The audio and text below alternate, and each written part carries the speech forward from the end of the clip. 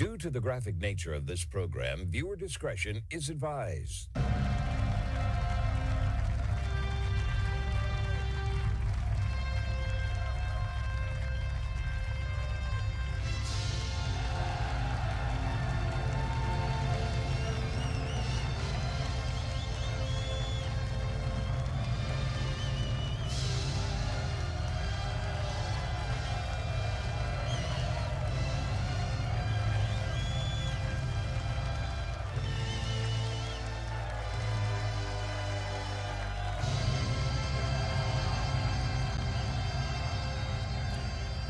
Welcome to the Marco DeRay Show, everybody. It is Monday, October 6, 2025. Thanks for tuning in to today's show and starting your week off the right way to hear all the relevant groundbreaking news here in America and around the world. The only show where the facts are facts and hard truths thrive.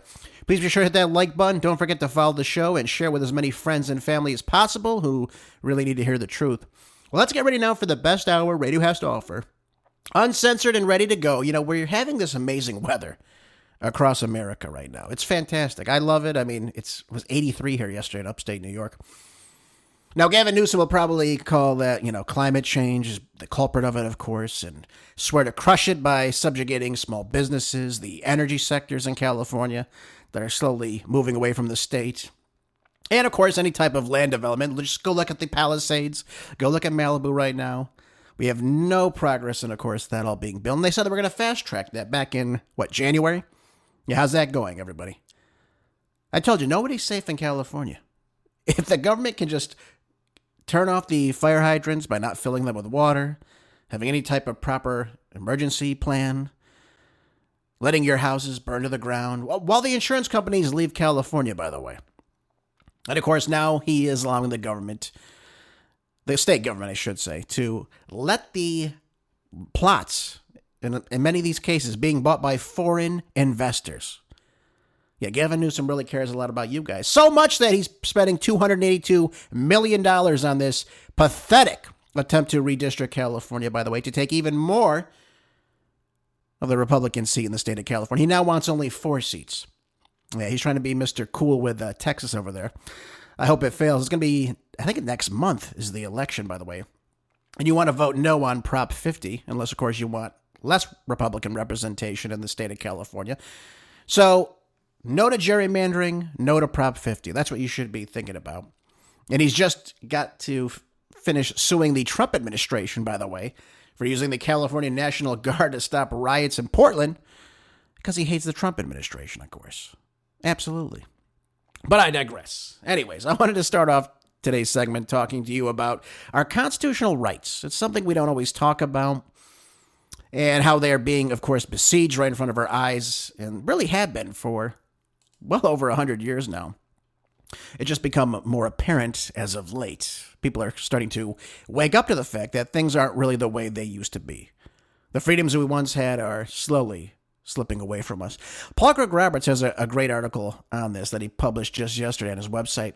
And he says that rights belong to those who defend them. And he's absolutely right about this.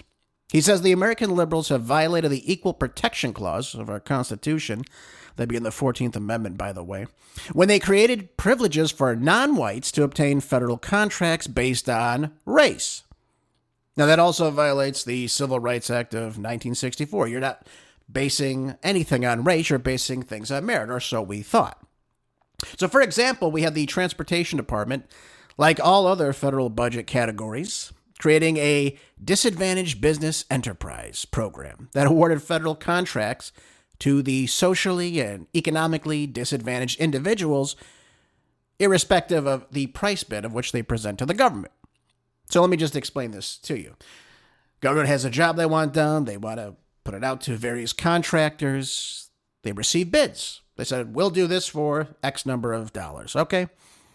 And they take these bids and they decide upon which one they want to use. Now, most of the time, they're going to go with the lowest bidder. Who can do the best job for the lowest price? That makes sense. Economics. Not that the government cares about pissing your money away. But that's the way it's done. It's done in other fields of business as well, by the way.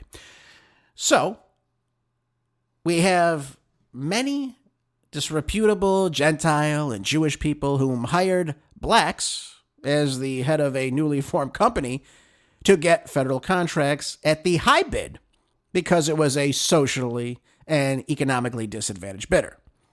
So instead of looking at the bid price, they're now looking at simply whom the bidder is.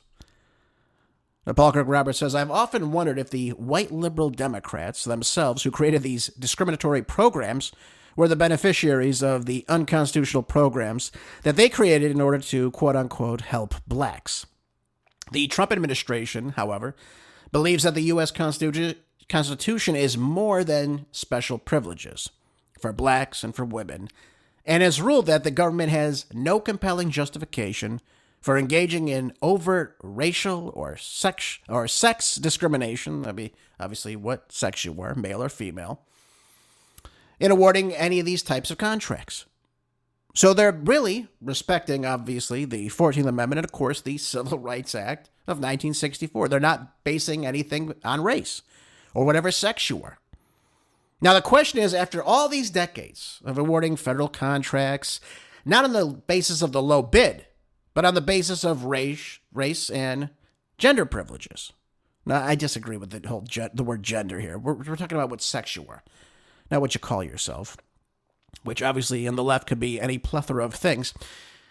But are there any white male firms left?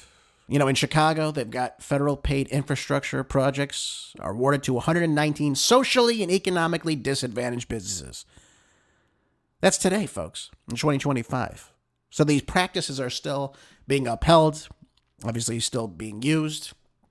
Anything based on social justice, economic justice, which simply just means not white. Paul Roberts says, I suspect most of this money flows into the white and Jewish liberal pocketbooks. He's probably not wrong about that. But we see the same thing in other cities in America. Same in New York, same thing, not just in Chicago. We see it all over in these big blue states with these blue cities. Same thing happens everywhere. Now we have white Christians that are, sitting there watching the television, the soap opera, going to the football game, the baseball game, while their rights were being stolen right in front of them. That half of the fools then later voted for the Democrats again, who stole these basic rights from them. And he ends it off by saying, a country with a population this utterly stupid is not a superpower, but a lost cause. He's absolutely right about all this. And we've lost our rights in other categories as well. And I'll talk to you about a couple of these. But one of the things I saw over the weekend that kind of made me happy was this in California, by the way. I know that's a shock to some of you to hear that. This is in ZeroHedge. It says that students hold walkout protest over California school bathroom policy. So another thing to add to one of Gavin Newsom's latest lack of accomplishments here. Yep. About 60 students walked out of morning class on October 1st to protest their high school's policy, allowing male students who identify as transgender to use female bathrooms. In Anaheim, California. I'm shocked this happened in Anaheim. That's crazy to me. Couldn't even believe it. Joining the students at a press conference at Esperanza High School, that's in Yorba Linda, where the Richard Nixon Library is, by the way. Opponents of the state policies allowing transgender identifying males to compete in girls' and women's sports and to use female bathrooms and locker rooms said it's time for the Trump administration to follow through on its threats to withhold federal funding from these schools accused of violating Title IX. So in just this recent scheme of rights, that's a fairly new right. 1972 is when Title IX was put out by the Nixon administration, by the way, to protect and, of course, to equally fund women's sports. But now we're seeing that anyone that wants can just simply join the females team, dominate in that category, take scholarships, take awards, take championships, take positions. I mean, it's so ridiculous. Again, we say we're a superpower, but look what we're doing. Look how we're acting. Look how we're letting people take these rights and just simply destroy them. That's not right.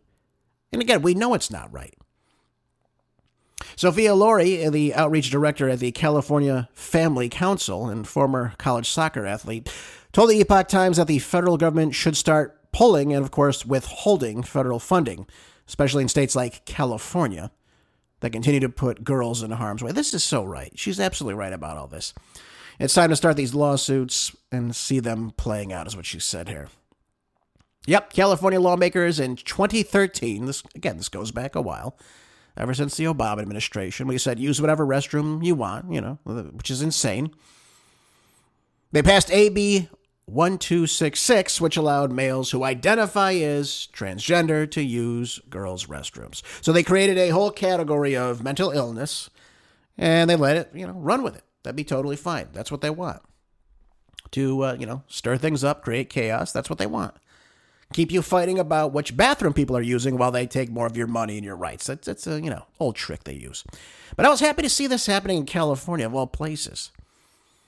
She went on to say that everyone deserves dignity. She's absolutely right about that. But dignity cannot come at the cost of someone else's sense of safety. We must find a solution that protects the rights and feelings of all students, not just some. Yep. I mean, it's ridiculous when you see these things. This isn't progress. This is regression. This is hate on girls. They're right. And again, where are the women's groups? Where are the women in the pink hats? Where are the Me Too's? Where's that? Where's Alyssa Milano? And Madonna and whatever. And Ashley Judd, who's like in one good movie her entire career? Where are all of them? They're not doing anything. Nowhere to be seen. They don't care. Only when it's an opportune moment for them to bash on the Trump administration. Yeah. Yep. So good job, way to go, California. I got to be honest with you. I'm really happy that California is starting to wake up a little bit here. That's good. I like that. Don't forget to vote no on Prop 50, by the way. Unless you want to lose more representation. To the lunatics, of course, in the District of Criminals, and, of course, in Sacramento. I want to go on to another category of our rights. Because, again, this relates back to what Paul Craig Roberts was talking about. We're talking about, the loss of rights, of course, with female sports and what have you. This is one that most people are not talking about, by the way. So I wanted to bring this up to you. It might shock some of you, but, again, this is where we are. Nobody asked for it, but this is what we're getting. Peter Theil wrote this, and I don't really care for this guy at all. I think he's a weirdo, personally. But lately there was this push, and it was after the Annunciation school shooting, and I saw this on Fox News. And they had this launch of what's called Gideon, and it's an AI-driven threat detection platform designed for U.S. law enforcement, right? And it signals the entry into an era of algorithmic pre-crime policing. Now, some of you are sitting there going, what the hell is he talking about? What is this? Now, it was developed by this former Israeli Defense Forces operator, Aaron Cohen. He's sometimes on Fox Night with Trace Gallagher. You might see him on there. And he was talking about this program called Gideon, which leverages continuous internet scraping. So they're doing behavioral profiling, advancing the ontologies modeled on Israeli counter-terrorism frameworks.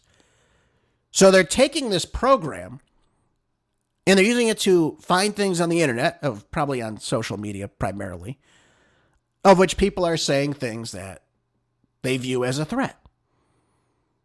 So they're doing this kind of Minority Reports idea of figuring things out and stopping them before things happen. So you might not have done anything. You may have said something and they might alert the police. For example, I'll use myself as an example, right? Let's say Marco Dre said, X, Y, and Z. Other people liked it and, so on and so forth.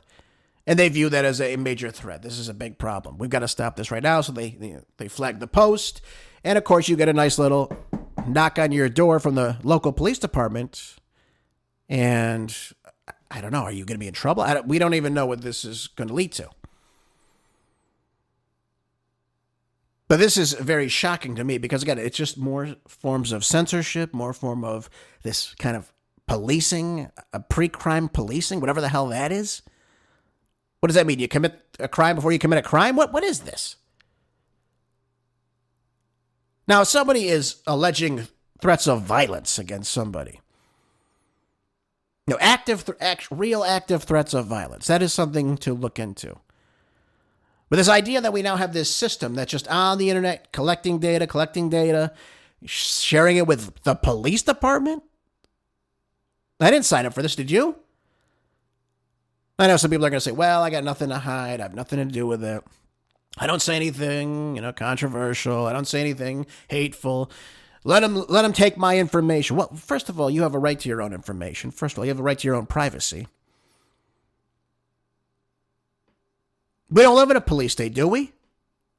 And if you think it's going to start and stop with this, just on the internet, on social media, or whatever the hell platforms they put this on, you're mistaken, my friends. It's only a matter of time before they put up cameras on every street corner and everything. You see this in major cities, by the way. When I was living in Los Angeles, I saw the, street cameras. I mean, what are they there for? Would it make sure nobody speeds? Come on. It's all a part of incrementation, folks. They put things in slowly. Oh, we're putting these speeding cameras in slowly.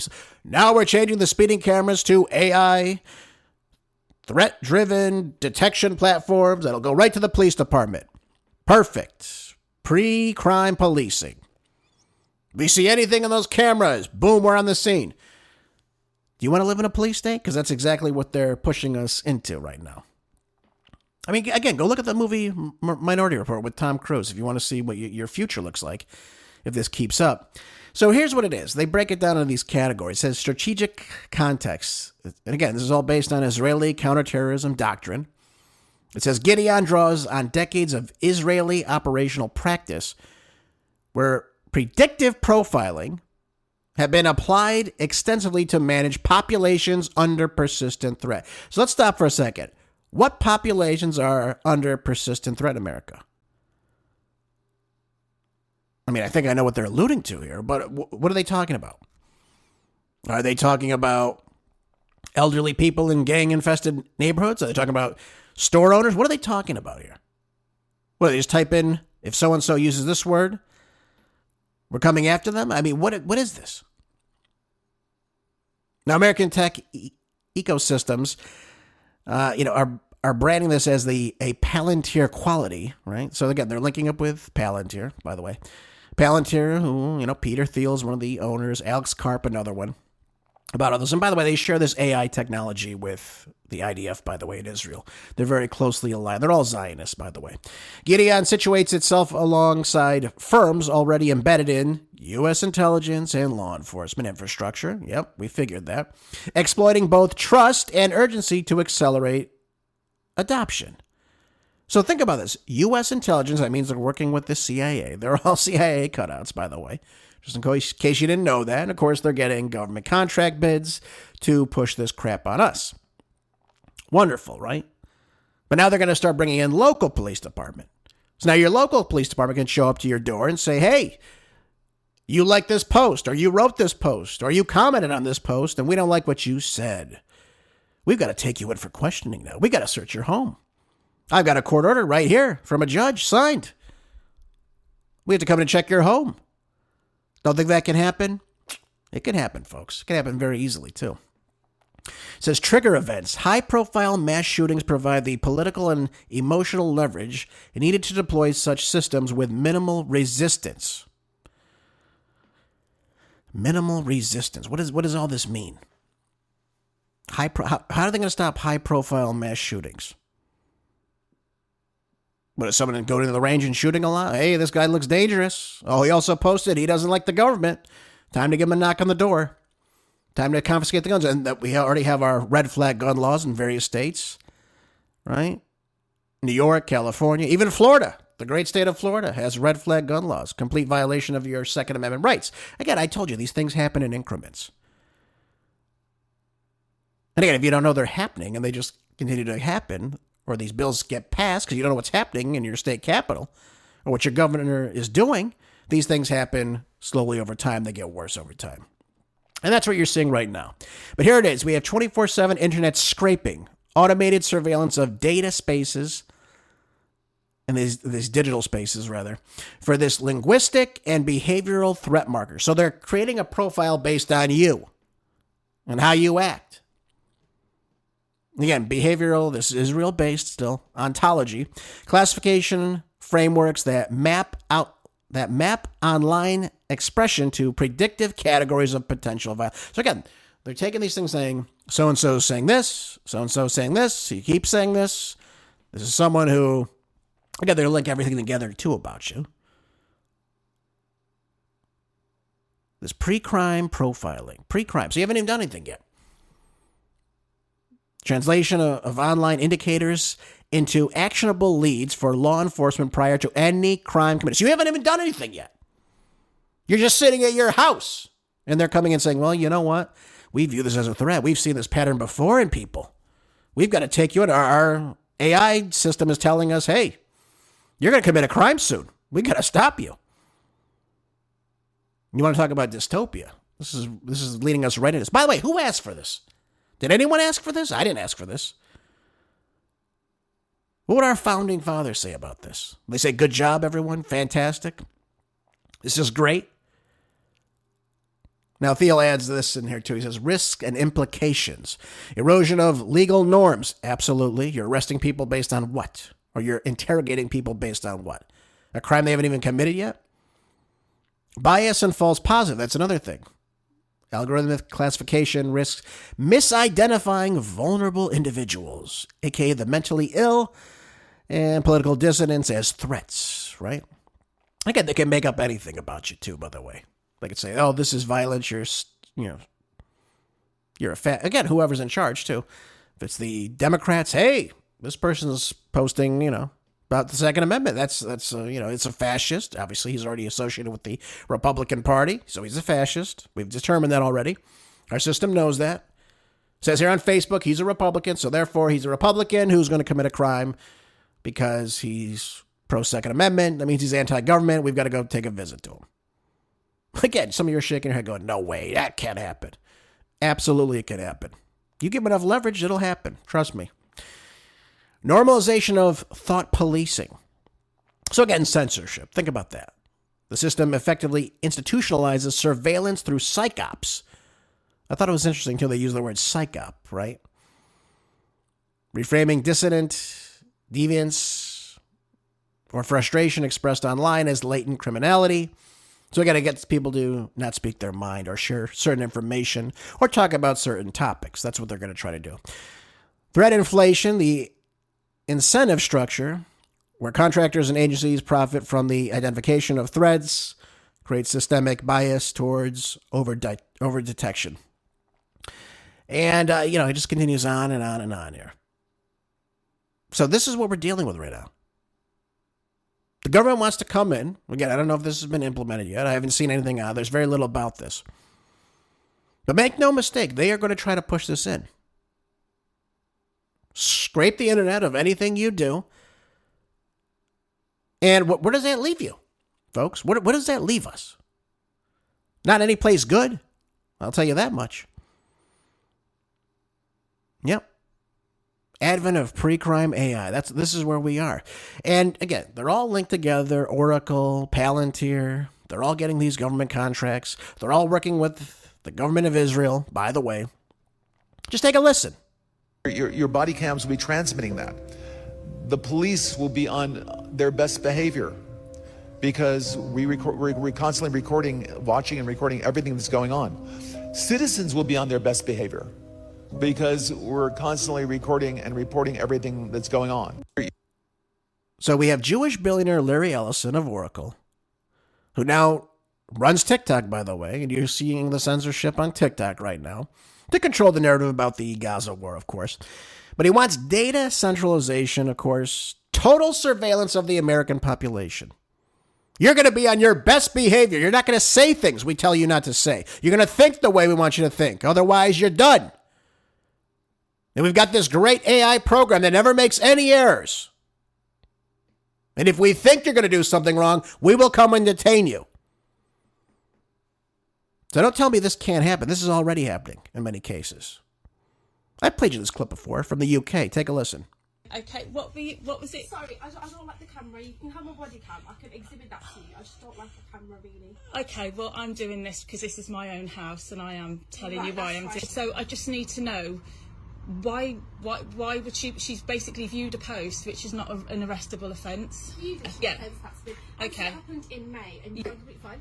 The only thing is, we need to seize the phone at this current moment. The phone needs to get seized from us, otherwise we will escalate this further. So, but with a voluntary interview. So have you seized anyone else? Is she the only child you're picking on? Voluntary interview, you'd be able to come. Have you spoken to anyone else? No, we'll come to the station now. Do you mind letting her finish her sentence before? Yeah, she does have to get further escalation, unfortunately. That's fine. We'll come to the station now. The phone isn't seized right now, and we're not able to basically get the phone. We have to escalate this further.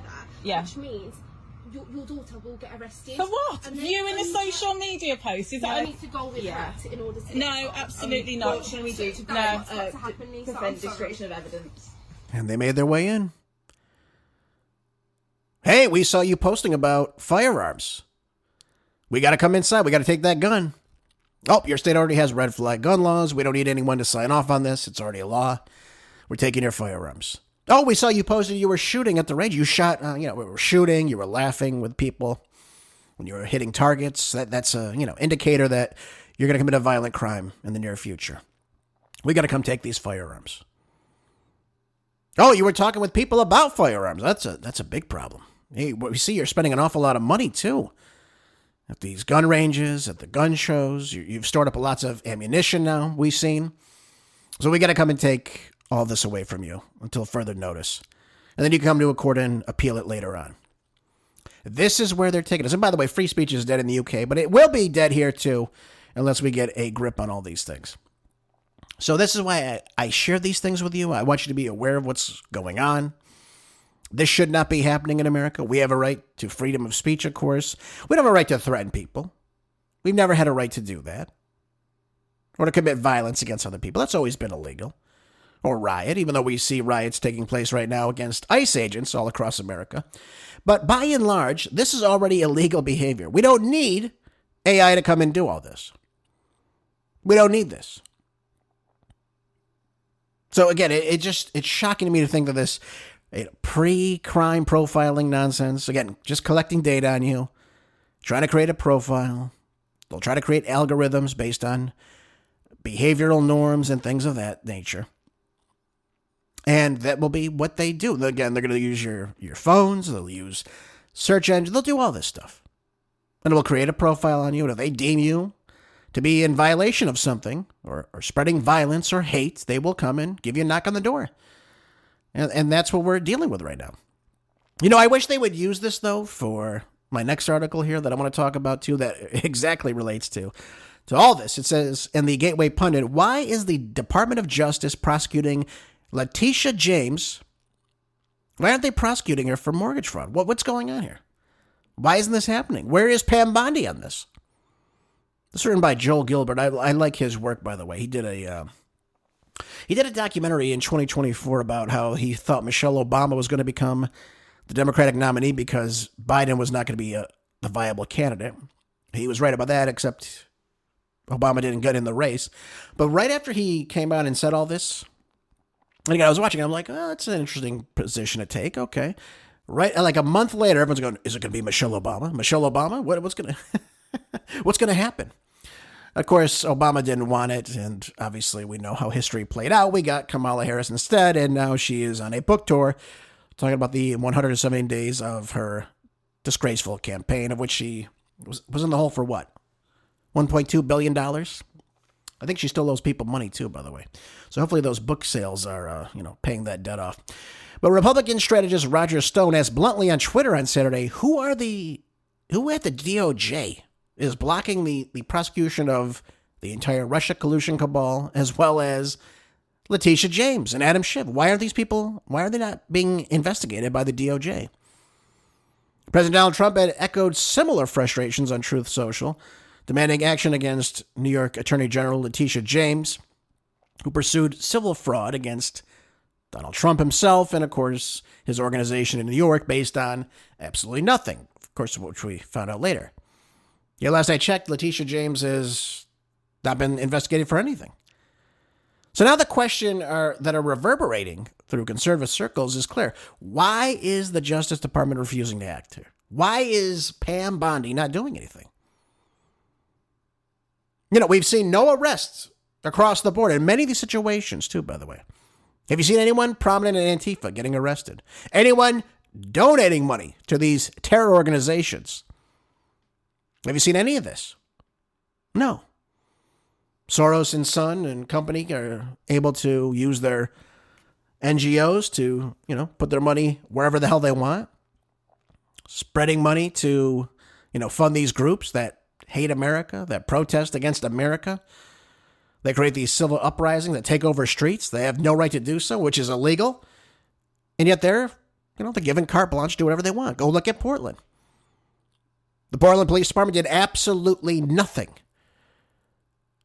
when Antifa was in the street blocking traffic. And then they start, yelling at the drivers that are approaching these people saying, hey, you can't do this. You got to go somewhere else. What? They arrested some influencer, too, by the way, who was just simply recording all of it. They arrested him and not the Antifa scum that are in the streets, burning things, blocking streets, attacking ICE agents, attacking facilities, all this nonsense. Shooting into facilities we're seeing now. I mean, it's just appalling that we let these people run the streets. But one of Donald Trump's most consequential missteps of his first term was his refusal to take control, really, of the Department of Justice. The very branch he led as the nation's chief law enforcement officer. So why is he not doing this? And again, as a result, the DOJ launched investigations and prosecutions against Trump. And of course, his allies, think Paul Manafort, Roger Stone, Michael Flynn, just go through the list of people, Peter Navarro, while ignoring the mounting evidence, again, of misconduct by government officials involving in the Russian hoax. We've got Jim Comey. That's the only guy they're looking at. Jim Comey, James Clapper, John Brennan, Hillary Clinton. Who else we got there? Adam Schiff, yep. California State Senator. He should be looked into for multiple things, by the way. Destroying evidence, creating false pretexts for this whole case. Has anyone there been arrested? Has anything happened? Even Comey, they're saying, we're going to investigate Comey. We're going to indict Comey. Okay. Has he been arrested yet? What's he being arrested for? Tell us. Nothing's happening. It's just all words. And by the way, who's going to jail for January 6th? These fraudulent arrests of 1,200 people. What's going on there? Why hasn't anything happened there? You had 1,200 people denied rights, put in solitary confinement, many of them, for trespassing. Folks, do you know anyone who's gone to jail for trespassing for that long and put in solitary confinement? It was the weaponization of the DOJ on the Biden administration against Trump. That's all it was. Has anyone gone to jail for the Epstein case? No. Just the girlfriend. That's it. Anyone gone to jail for the P. Diddy killing? Right? Prostituting and sex trafficking women. He's the only one. I guess he's just like Epstein. He only trafficked people to himself, apparently. Who else was involved in this? Was there any blackmail going on there, too? Do we have any answers to this? And I'll talk about him at the end of the show if I get time. I'm not even really concerned with that, except for the fact that, again, they allow these people to get away with this. This is obviously major crimes that are happening right now. Many women being exploited. Again, where's Me Too? Where are these women that were all against Trump, all against Brett Kavanaugh? Where are all these women? And we have evidence of thousands of women in Epstein's case. Clearly hundreds of women in the P. Diddy thing with these sex parties that he had at his lavish estates. Where are all these people? How could he, again, that doesn't make any sense. He's prostituting and committing sex trafficking for himself? And of course, everything's honed on to him right now. Oh, it's just P. Diddy. It's just him. Yeah, giving him 4 years for that. It's a joke. Absolute joke. He won't even do all that time, too, by the way, just in case you're wondering all that. But these are good questions. Where is all this? Where are all these indictments? What are they looking at right now? Who are they arresting? Last I checked, all these people are still free as can be. Free as can be. They set up the phony January 6th committee, destroyed evidence. We have Russiagate. We have all these things. And yet nothing is done about it. How about Biden, for God's sakes, taking money from foreign governments via his son and his brothers? Anyone? Anyone been arrested? No, they all got parted. That's right. With the, what do they call that thing? The electric pen. What do they call? I forget what they call that thing. But I don't even know if Biden signed off on all of this. It's so pathetic. It really is. Fauci, same thing. COVID hoax. No, he's fine. He's fine. He got a pardon too. Dr. Scarf there. What's her name? Burks.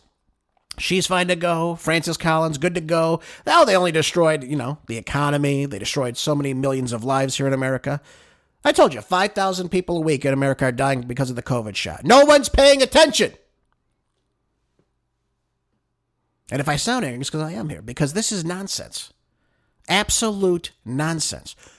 You're telling me you can't get Alejandro Mayorkas, who lied continually in Congress, that we had nobody coming across that southern border? The border was in operational control of the United States.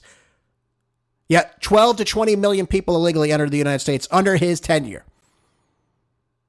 And who are in these NGOs that allow these people the food, the water, the transportation to get them to our southern border? Who gave them the Biden shirts and the Biden hats and all this other nonsense? Nobody's held accountable. Not a single person here. So he's right about all this. Where are these investigations? Where are these indictments? Who is getting arrested for all this nonsense? We're never told. It's not important, right? People don't pay attention. They have a short attention span. They care about it 1 second. The next second, they're onto the baseball game. They don't give a damn. The Washington Times talks about the shutdown set to drag into its sixth day with no signs of a breakthrough in Congress. Same thing. Different day here with the Democrats, of course. Nothing new under the sun. But no one knows when the shutdown will end because neither side is backing down. Wonderful. John Thune, the Senate Majority Leader, said on Sunday, he said, I think it's just as long as the Democrats want it to go on. They're controlling the card right now. I mean, it's so pathetic here. So pathetic. By the way, they could override this too in the Senate too, because they have the majority of 53 votes. They could do that if they wanted to, but it seems like they want this to happen. I don't know if it's because they want President Trump to fire more people in the federal government. I have no idea. But nobody's getting paid. That's an interesting thing. Nobody's getting paid right now. So I don't know how long it'll last. I don't know. Maybe, who knows? Maybe Nancy Pelosi will, give a tutorial on insider trading and, of course, stock investments. And, they can boost up their, portfolios that way. They wouldn't have to work anymore. So funny. They come in broke as hell. They leave with millions upon millions of dollars. Even AOC. Remember the one that pretends to care about, the poor and, of course, the well-being in this country? Worth millions upon millions of dollars now. Tens of millions of dollars, makes $174,000 a year. She's been there for 6 years. You do the math on that one. Just don't do Obama Common Core math. But Republicans insist on the only way of the shutdown is for 5 more Senate Democrats to vote for the House-passed stopgap spending bill that would fund the government largely at the prior fiscal year levels through November 21. And again, they all passed this the last time. But now all of a sudden they want free health care for illegal aliens. They want to put these ridiculous programs that Biden had that they were looking into. This for LGBTQXYZ people in Haiti. This happening in Uganda. Bullcrap is what it is. Absolute bullcrap. And by the way, foreign aid is not affected by this. So Israel still gets the money they want. We want to spend to them. Anything we want to send will continue to go out to you, to NATO, to Israel, to Jordan, to Egypt, to wherever the hell it is, South America, Europe, or wherever. Doesn't matter. Absolutely appalling here. Now, Schmuck Schumer has said the following. He said, the only way this will ultimately be solved is if 5 people sit together in a room and solve it. Thanks a lot, Chuck. Thanks a lot. You are a schmuck through and through, and always have been. Yep. 5 people in a room and solve it. Well, what are you waiting for, Chuck? You're the one holding it up. Why don't you be a leader and show us what you want that's reasonable? And we'll see if the Republicans will agree to it. They're not going to agree to giving money and health care to illegal aliens, though. That's preposterous. Absolutely ridiculous, too, by the way. What's going on with this Gaza war, by the way? We were talking about this 21-point peace plan, of course. It was introduced by President Trump well over a week ago now. And, of course, it was aimed to end these hostilities and facilitate the release of all the remaining hostages held by Hamas. The plan includes provisions for a ceasefire, which the Palestinians greatly want, the withdrawal of Israeli troops, and, of course, the establishment of a temporary Palestinian governance structure, with the hopes of course, creating a Palestinian state. So what we've come to find out over the weekend, of course, was that Hamas has expressed readiness to enter negotiations and has agreed to the release of all the Israeli hostages, both living and deceased, under the terms of this new plan, of course. But they haven't really fully addressed all aspects of the proposal, particularly regarding of the disarmament and the future governance in Gaza. So now the Israeli position on this is what Benjamin Netanyahu is saying. He has support for the plan, but he has also stated that he will not be a complete withdrawal from Gaza. That's basically what he's saying here. So right away, the plan has been destroyed. And he's also said there's never going to be a Palestinian state, which again was one of the addendums in this whole peace process. Said he never signed to anything. He said, we'll never let it happen. Even though there's supposed to be something in the works for within 5 years, they create some sort of state for the Palestinian people. But right now they're saying they don't want them to even have their own autonomy. They don't want them to govern themselves. They want an international body or board of peace run by Tony Blair, which is, again, shocking to me. I don't know where that all comes from. But this is what they want. The Israeli government is preparing for the release of hostages while continuing military operations in the region. Yep. Again, it's not going to work out. I told you this before. It seemed like it may have over the weekend, but they're not going to agree to each and every one of these terms. So what's going to happen now? Now, if they just want the hostages, if that's the most important thing to President Trump, and of course a ceasefire, he's going to try to push for that. But again, I don't see that happening if Netanyahu is saying they're not going to be leaving completely from the Gaza Strip. I just don't see that. By the way, in the Hill, again, this called for an instant ceasefire. But we saw last Friday, of course, this is in the Hill. It says Israeli airstrikes killed 6 people in Gaza on Friday, not Hamas, hours after Hamas partially agreed to a peace plan and after President Trump called on Israel to stop bombing the territory. So they kept bombing, and they're going to keep bombing. They never honored any of their ceasefires. And again, once that gets broken, once the killings continue to happen, it's going to go back to the same thing. It's going to be guerrilla warfare in Gaza City. People are going to continue to suffer. And that's it. They're just going to continue on so long as we continue to fund this. And like I told you, they want to send $6.4 billion more as of late. We gave about $8 billion in February of this year, just so you're all aware that you're all paying for all this, just so you know. Yep, you're paying for everything that's happening in Gaza. Congratulations. And everywhere else, by the way. Lebanon, Syria, Qatar, Yemen, all these places. Iran, you're paying for all of it. Paying for it all. There you go. It's unbelievable. One of the airstrikes killed 4 people in a house in Gaza City. That's what NBC News reported. The other airstrikes killed 2 people in Khan Yunis. Israeli authorities also told the network. The airstrikes come as the IDF prepare for the first phase of the 20-point plan released by President Trump and Israeli Prime Minister Benjamin Netanyahu earlier this week. Well, then why are they continuing to fight? Why are they continuing to bomb? It's supposed to be an immediate ceasefire. Now we have Trump's Middle East envoy, Steve Witkoff, and the son-in-law, Jared Kushner, who want to make the, Gaza Strip into a Middle Eastern Riviera, apparently. Who knows? They're going to travel on Saturday to Egypt to finalize details of a hostage release, according to White House officials, where they will continue to discuss any type of ceasefire negotiations. Okay. So they said they're close. We have other people close to Hamas saying that they support the U.S. designated terrorist group's response to the peace plan. That's what's being stated in Reuters now. But on Friday, Hamas agreed to parts of the peace deal, including the release of all Israeli hostages living and dead. Other aspects of the peace plan needed further consultation, is what is said in the Associated Press. Yep. Following the partial agreement from Hamas, Trump wrote on Truth Social that he believed that Hamas is ready for lasting peace. Well, is Israel ready for lasting peace? That's the question, too. Because if Israel's going to continue to bomb and do all this stuff, they're not giving up their arms. They're not going to give up their arms.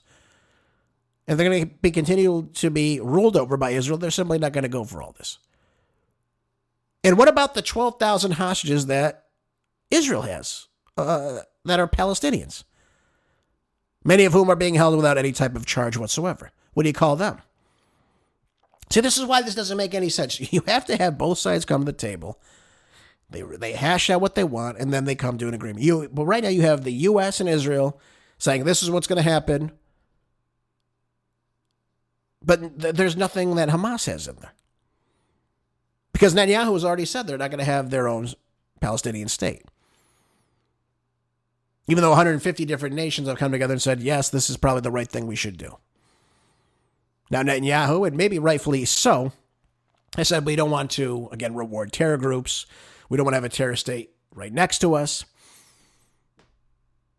I mean, the whole reason this is happening, and again, this goes back, just didn't start on October 7th, folks. But you have a group of people who have been ruled over for about the last, 78 years now, almost. They have no rights where they live, essentially. Everything that goes into the Gaza Strip is controlled by Israel. This thing keeps going back and forth, back and forth, back and forth. It never seems to get solved. These people want autonomy. That's what it is. That's what they want. They want to be free of Israel's control. They want to govern themselves. They don't want Tony Blair or someone in the Trump administration or all this nonsense, or to have no weapons at all. How the hell is that? They're never going to agree to that, to a full disarmament. I'm just telling you. If they do, they're insane, by the way. Because that's going to be the end for them. Just thought I'd share that with you. But even we have now in the New York Post telling us that Trump's blunt exchange with Netanyahu after major development in Gaza peace plan, he's telling him that he's so blanking negative. President Trump blasted Israeli Prime Minister Benjamin Netanyahu and told him not to be so blanking negative for being a downer on Hamas accepting key parts of his Gaza peace plan. The blunt exchange unfolded when Trump called Netanyahu last Friday, soon after the militant group finally responded to his plan, is what a source told the Post from the White House. Now, despite Trump seeing the development as a major win amid his push to halt the war in Gaza, Netanyahu said Netanyahu is said to have tried to pour cold water on it. Well, again, because he doesn't want to leave the Gaza Strip.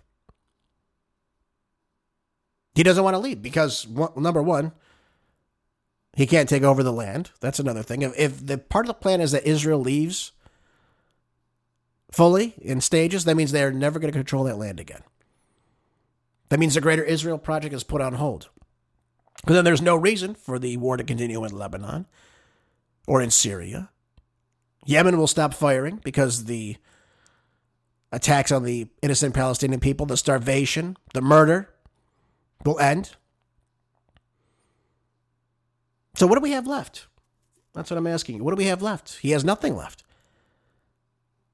Now, he's already being brought up on charges of corruption. You can go look at Cuttergate if you'd like, figure all that out, but also his judicial review as well. And by the way, there were mass protests in Israel over the weekend. Mass protest. I'm talking thousands in the streets protesting against Netanyahu and possibly even his Likud party. But I know was against basically what he is doing. And the Israeli people aren't happy with this too, by the way.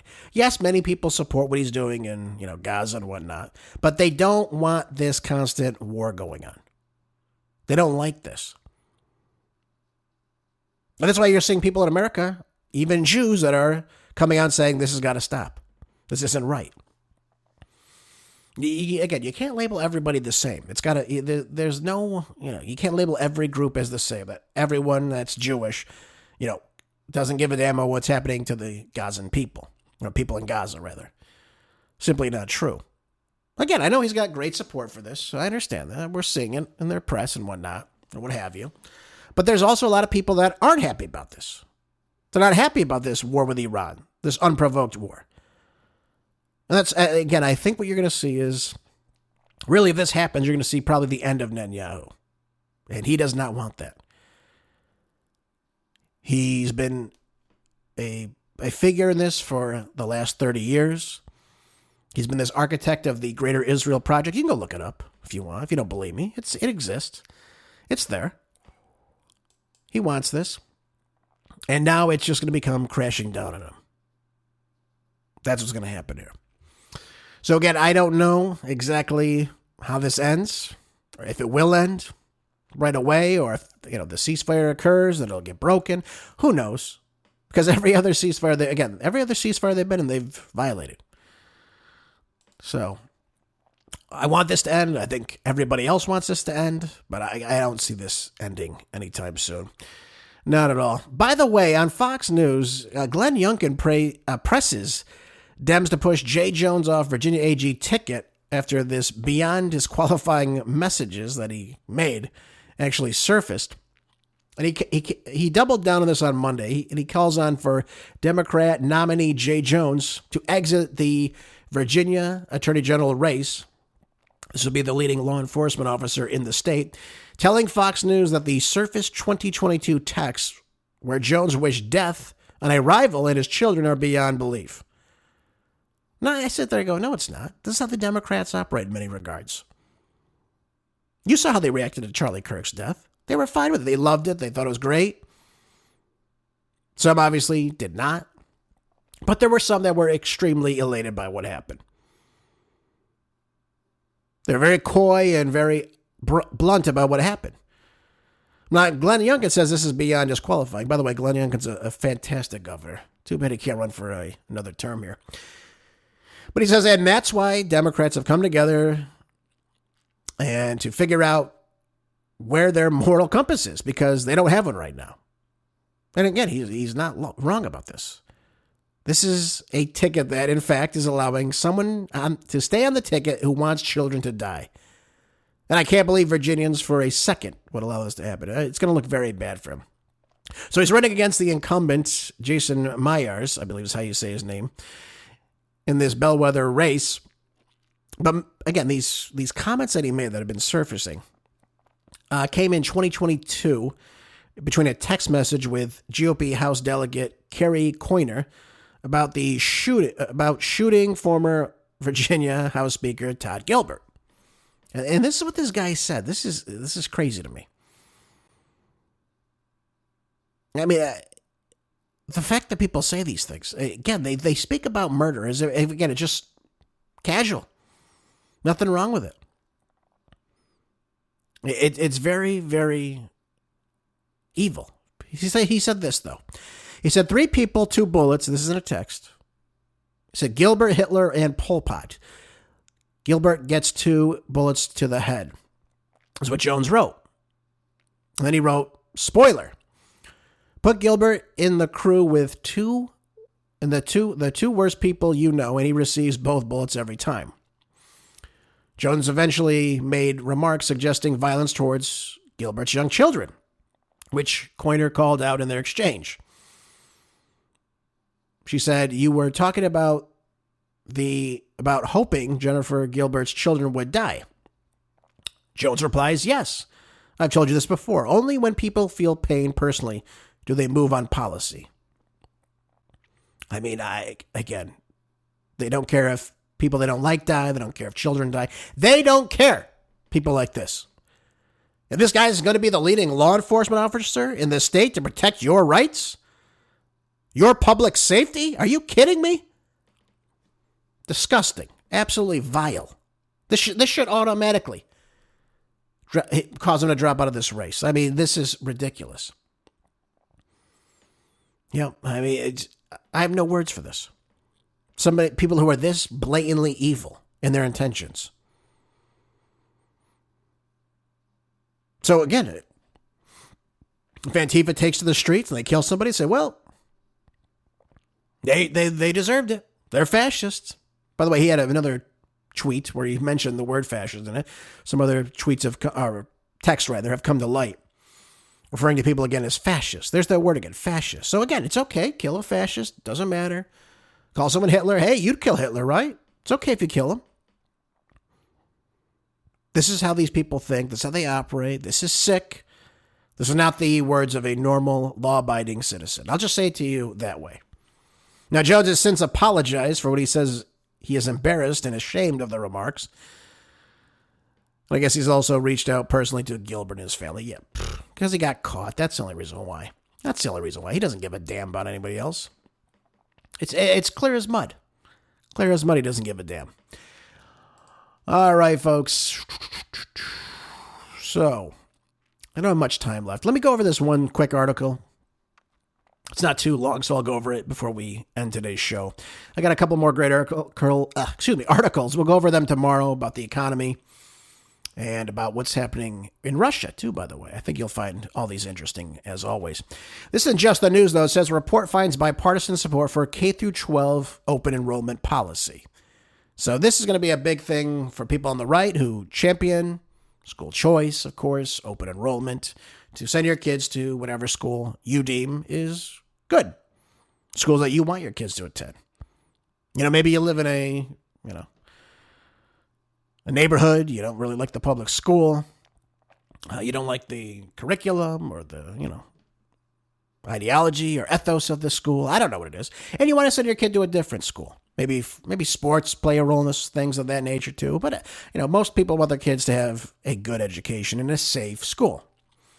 But now a new study reveals that there's strong bipartisan support for K-12 open enrollment, but only 16 states have strong laws that are enabling this for the parents.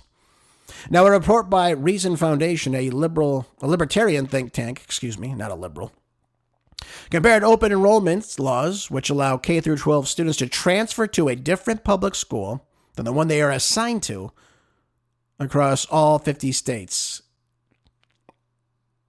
So again, I don't think this is going to work because you have people like, Mamdani the commie who wants to do away with every single charter school in the area. By the way, they don't want you having choice of charter schools as well. Just thought I'd share that those on the left, and of course, the American Federation for Teachers. Not going to happen. Not going to happen. They don't want that as well. Though most states have a K-12 open enrollment, most of them are weak or ineffective. The report noted that 78% of parents support open enrollment policies that allow students to transfer outside of their school district, including 84% of Republicans and even 80% of Democrats and 72% of independents. There's about 49 million students in America that attend public schools, but 80% live in states with weak open enrollment laws. So that's, maybe that's a sign that things are getting better in the midst of school choice and, of course, making schools much more competitive. That could be something that we see in the future, I think, perhaps. But I don't know. I think you're going to see a lot of backlash, especially these blue states, these blue governors, these blue mayors. They're going to try to push up against this. They don't want this. They want kids to go to the same school they assign them to, because there's more money in that school district's pockets. That's why they want to do away with charter schools. And I know because I lived through this. So I'm a little bit aware of all this. But that's a good thing that the mindset about open enrollment, about school choice, and of course charter schools is something on the table that hopefully improves public education. Folks, hope you enjoyed the show. Share with some friends, and I'll catch you tomorrow on the next Marco Dre Show. Until then, be good, stay busy, and God bless.